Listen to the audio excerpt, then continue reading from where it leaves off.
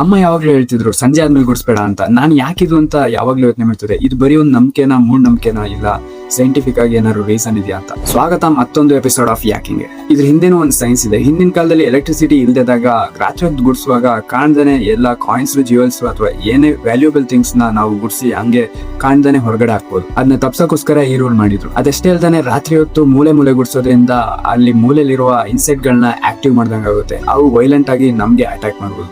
ಅದರಿಂದ ಕೂಡ ಎಫೆಕ್ಟ್ ಆಗುತ್ತೆ. ರಾತ್ರಿ ಗುಡಿಸಿದಾಗ ಡಸ್ಟ್ ಹೇಳೋದ್ರಿಂದ ಅದು ನಮ್ಮ ಬ್ರೀತಿಂಗ್ ಕೂಡ ಎಫೆಕ್ಟ್ ಆಗ್ಬೋದು. ಹಿರಿಯರ ಮಾತು ಬರೀ ನಂಬಿಕೆ ಅಲ್ಲ, ಅದರಿಂದ ಒಂದು ಪ್ರಾಕ್ಟಿಕಲ್ ಬುದ್ಧಿವಂತಿಕೆ ಇರುತ್ತೆ. ಅವರು ಸೈನ್ಸ್ ನ ಕಲಿತಾನೆ ತುಂಬಾ ವಿಷಯ ಕಂಡುಹಿಡಿದಿದ್ದಾರೆ. ಆಮೇಲೆ ಅಮ್ಮ ಏನಾದ್ರು ಹೇಳಿದ್ರೆ ಆರ್ಗ್ಯೂ ಮಾಡ್ಬೇಡಿ, ಕಮೆಂಟ್ ನಲ್ಲಿ ಹೇಳಿ ನಿಮ್ಮ ಮನೇಲೂ ಈ ರೋಲ್ ಇದೆಯಾ ಅಂತ.